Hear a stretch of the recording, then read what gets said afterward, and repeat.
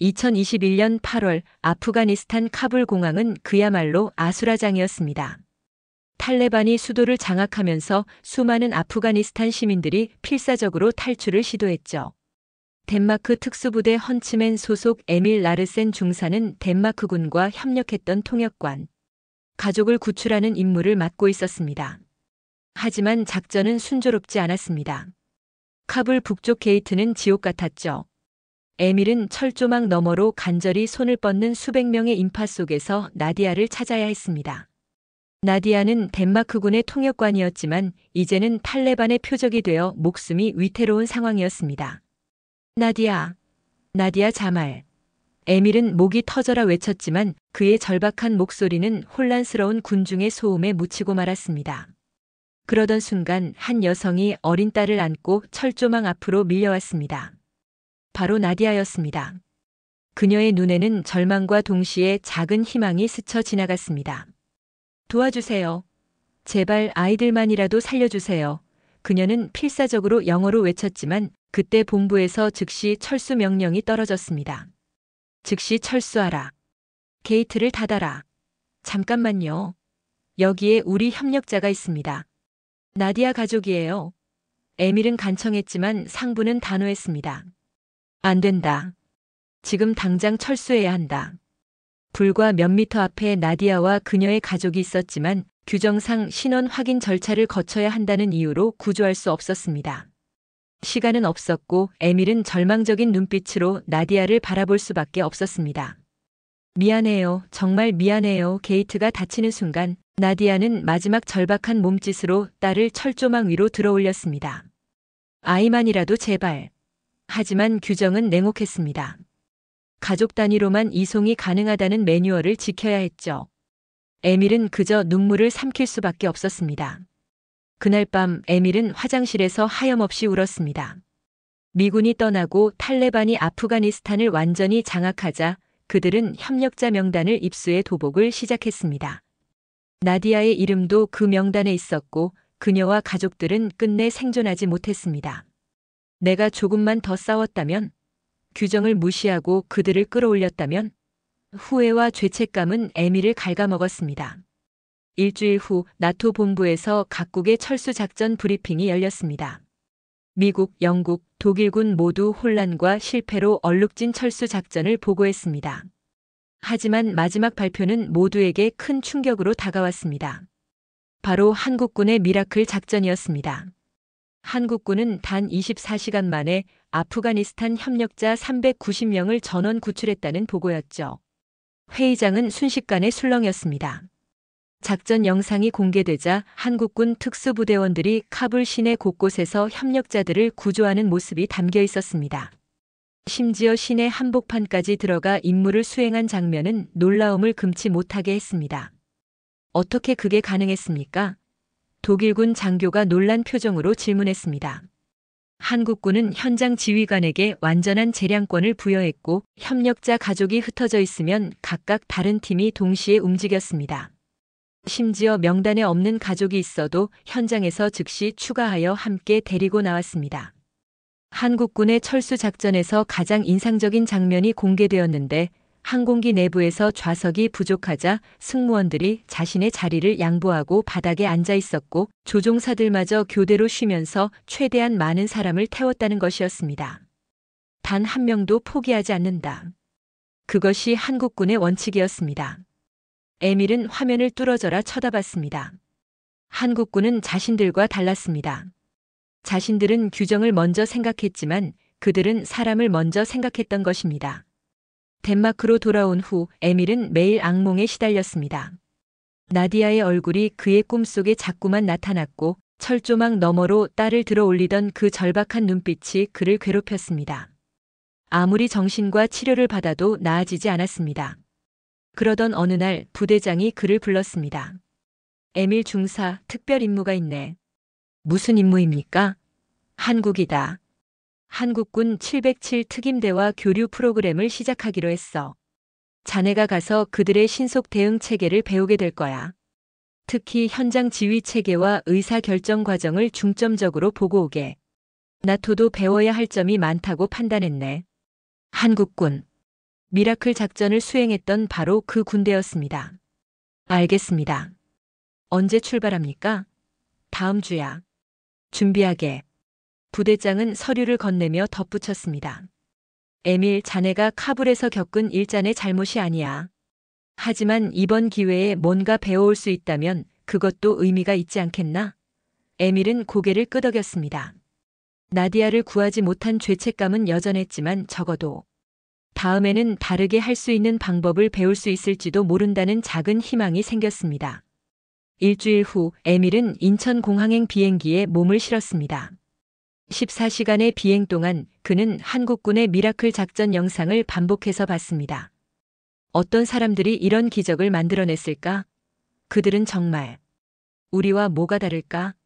비행기가 한국 영공에 들어서자 창밖으로 서울의 야경이 보였습니다.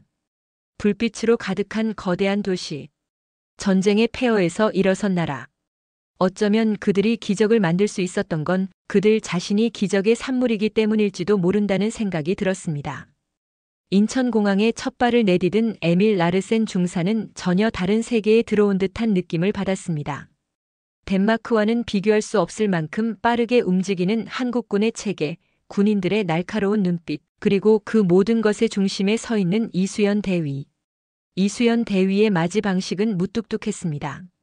시간 없으니 바로 이동하죠. 짧고 간결한 말뿐이었습니다.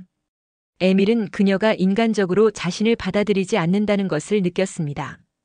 첫 훈련이 시작될 때도 마찬가지였습니다. 한국군 특수부대는 철저한 팀워크 속에서 움직였고 에밀은 그 속에서 마치 외부인이 된 듯한 기분을 떨칠 수 없었습니다. 그러나 시간이 지나면서 에밀은 한국군이 왜 그렇게 강한지 점차 이해하게 되었습니다.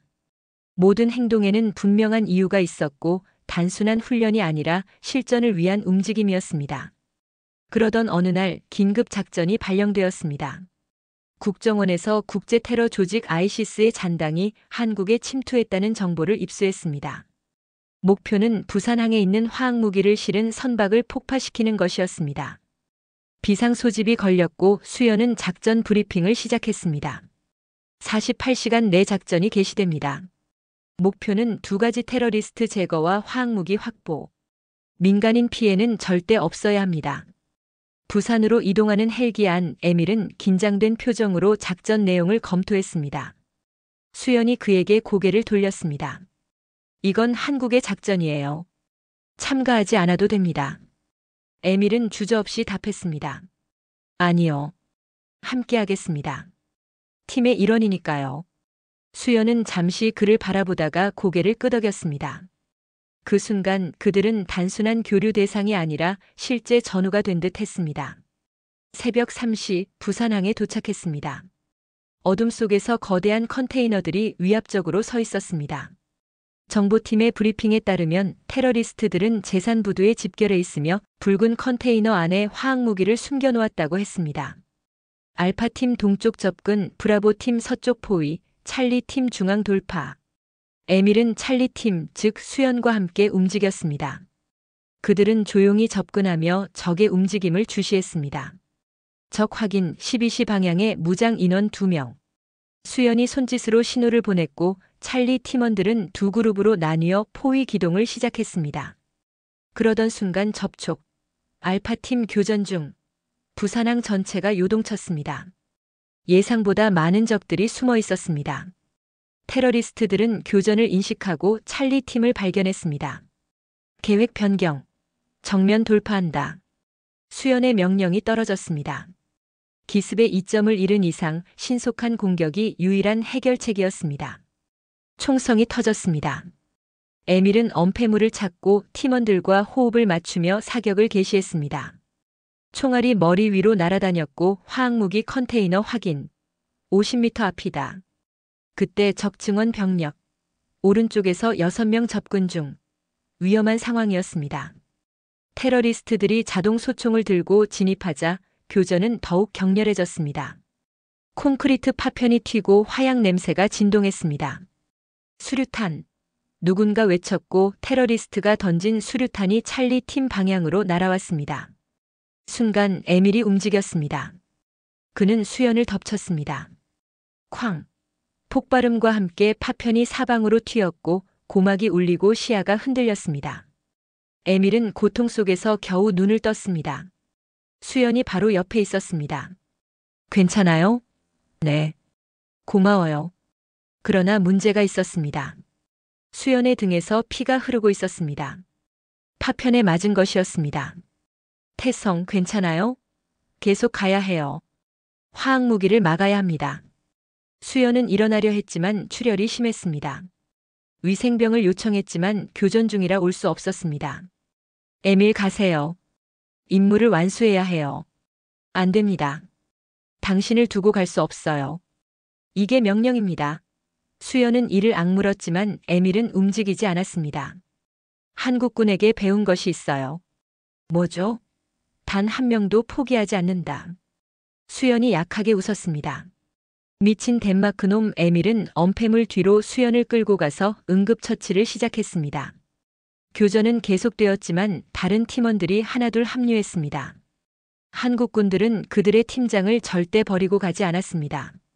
찰리 2, 찰리 3 팀장 부상 지원 바람. 무전을 보내자 다른 팀들이 신속히 움직였습니다. 놀라운 팀워크였습니다. 10분 후 테러리스트 제압 완료. 화학무기 확보. 모든 목표가 달성되었고 작전은 성공했습니다. 그러나 에밀에게 중요한 것은 그것이 아니었습니다. 품에 안긴 수연이 살아있다는 것이 진정한 성공이었습니다. 헬기가 도착하고 수연은 후송되었습니다. 다행히 생명에는 지장이 없다고 했습니다. 병원 복도에서 에밀은 조용히 눈물을 흘렸습니다. 그가 병실에 들어갔을 때 수연이 깨어 있었습니다. 임무는 성공했어요. 모두 무사합니다. 다행이네요. 잠시 침묵이 흘렀습니다. 수연이 힘겹게 입을 열었습니다. 겁났어요. 당신이 다칠까봐. 나도요. 당신을 잃을까봐. 에밀은 수연의 손을 잡았습니다. 에밀, 나 당신을 사랑해요. 순간 시간이 멈춘 것 같았습니다. 나도 사랑해요, 수연. 에밀이 미소를 지었고 그의 손을 끌어당겼습니다.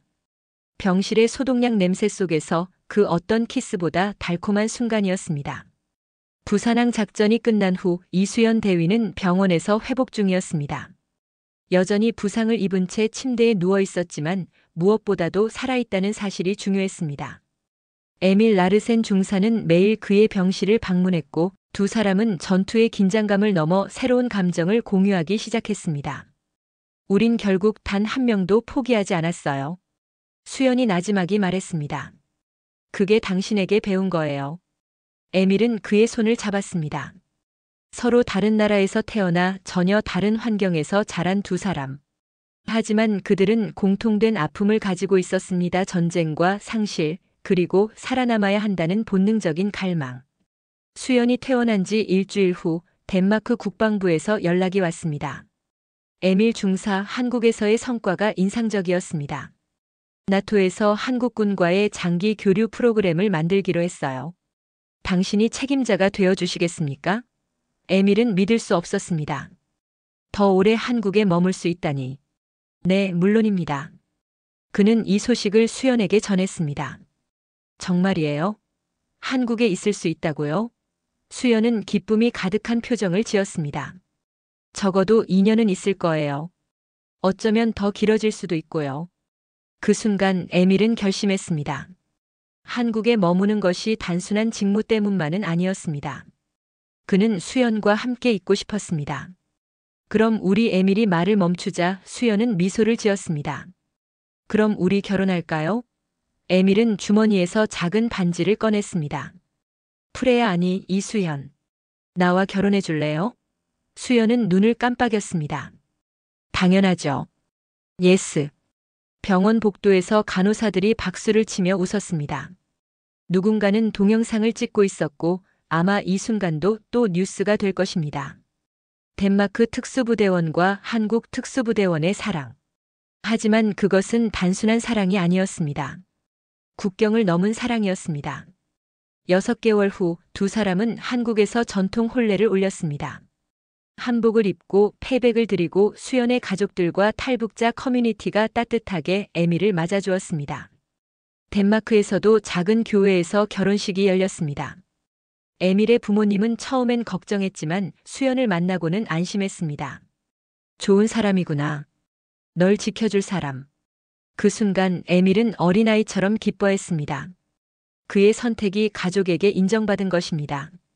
결혼 후 두 사람은 서울의 작은 집에서 신혼생활을 시작했습니다. 여보, 오늘 뭐 먹을까? 김치찌개는 어때? 덴마크식. 코밀빵이랑 같이? 그들만의 특별한 요리가 만들어졌습니다. 문화의 차이는 있었지만 그것이 오히려 그들의 관계를 더욱 다채롭게 만들었습니다. 1년 후 기적이 찾아왔습니다. 수현, 우리 아기가 생겼어요. 에밀은 말을 잃었고 이내 울기 시작했습니다. 정말이에요? 우리 부모가 되는 거예요? 그럼요. 그날 밤 두 사람은 아기의 이름을 고민했습니다. 한별이 어때요? 왜 한별? 한국과 덴마크를 잇는 별이라는 뜻이죠. 좋아요. 한별, 우리 한별이. 9달 후 한별이가 태어났습니다. 수연을 닮은 까만 눈과 에밀을 닮은 금발. 두 나라의 특징이 조화롭게 어우러진 아이였습니다. 엄마가 지켜줄게. 아빠도 지켜줄게. 한별이를 안고 두 사람은 평화를 향한 또 다른 약속을 했습니다.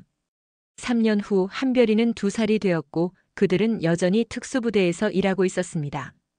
그러나 이제는 단순한 군인이 아니라 한국과 유럽의 군사 협력을 이끄는 지도자가 되어 있었습니다. 특수전 교류센터는 이제 5개국이 참여하는 국제 프로그램으로 성장했고 그들의 경험은 더 많은 나라에 도움이 되고 있었습니다.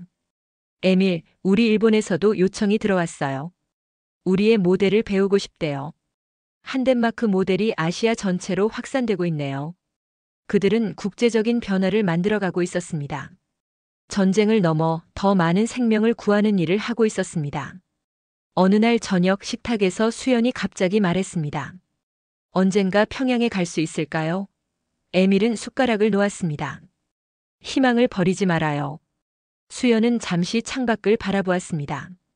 남북 관계가 개선되면 내가 갈 수 있을까요? 우리는 함께잖아. 못 갈 곳이 어디 있어? 그가 그의 손을 잡았습니다. 거칠지만 따뜻한 손. 이 손과 함께라면 정말 어디든 갈 수 있을 것 같아요. 밤에 아이들을 재우고 두 사람은 베란다에서 맥주를 마셨습니다. 서울의 야경이 반짝였습니다. 3년 전 인천공항에서 날 처음 봤을 때 뭐 생각했어요? 수연이 장난스럽게 물었습니다. 솔직히? 왜 하필 여자야? 생각했죠. 귀찮게. 야, 그게 무슨 말이야? 농담이에요. 두 사람은 함께 웃었습니다. 지금은요? 에밀은 잠시 수연을 바라보았습니다. 지금은 어떻게 이런 행운이 내게 왔을까 매일 생각해요. 나도. 매일 감사해. 서울의 밤하늘. 어딘가에서는 여전히 전쟁이 벌어지고 있을 것입니다. 하지만 그들은 희망을 만들어가고 있었습니다. 한 번에 한 걸음씩. 3년 전 이수연 대위와 에밀 라르센 중사는 전쟁의 한복판에서 서로를 만났습니다. 살아남기 위해 싸웠고 서로를 지키기 위해 목숨을 걸었습니다. 이제 그들은 가족이 되었고 더 나아가 평화를 위한 길을 걸어가고 있었습니다. 그들의 사랑은 단순한 개인적인 관계가 아니었습니다. 전쟁 속에서 맺어진 인연이 평화를 위한 씨앗이 되었고 그들은 그것을 더 많은 사람들에게 전하고 있었습니다.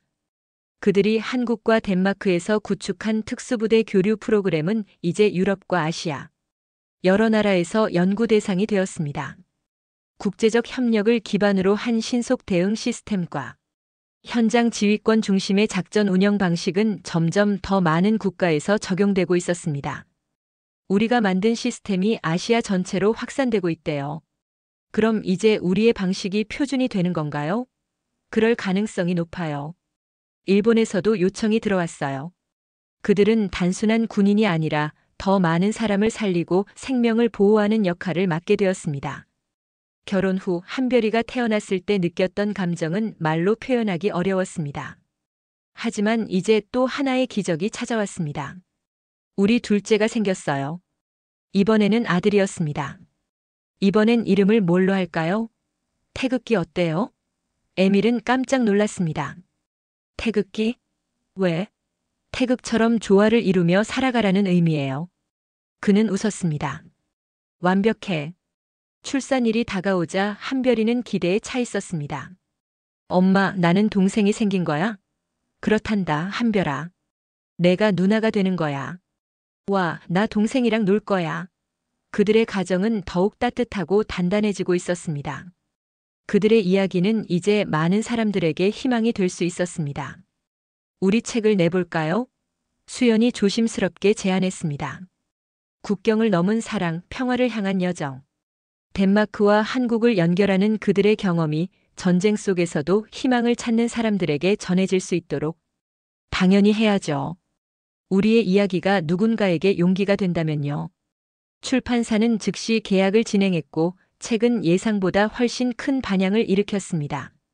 한국과 덴마크 그리고 유럽에서 큰 관심을 받았고 여러 나라에서 강연 요청까지 들어오기 시작했습니다. 어느 날 저녁 수연은 다시 말했습니다.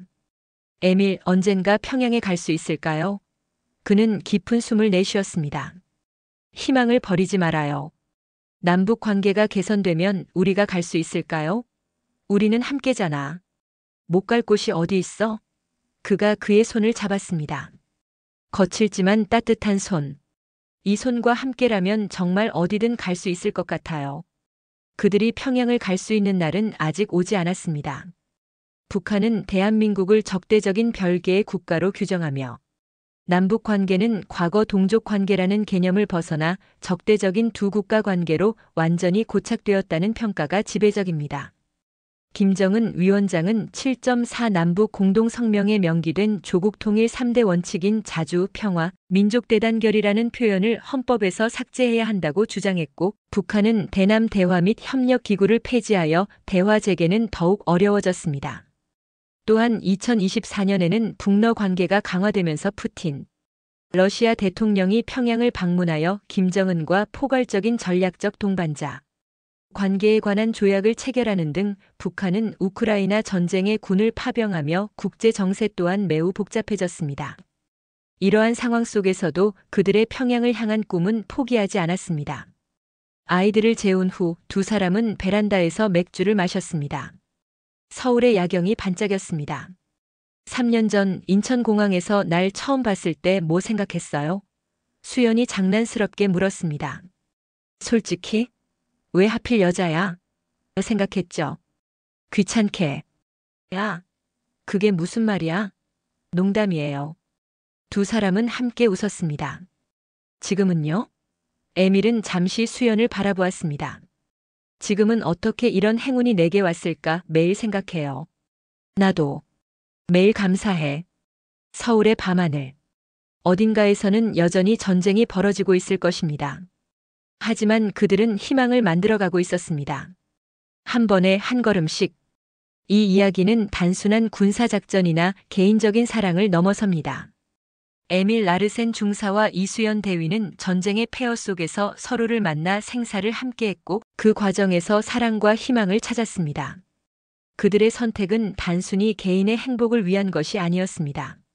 한국과 덴마크, 더 나아가 아시아와 유럽을 연결하는 협력 모델을 구축하고 더 많은 생명을 구하기 위한 길을 걸어왔습니다. 이제 그들은 더 이상 군인이 아니라 평화를 만들어가는 사람들입니다. 국경을 넘은 사랑, 평화를 향한 여정. 그들의 이야기는 끝이 아니라 새로운 여정.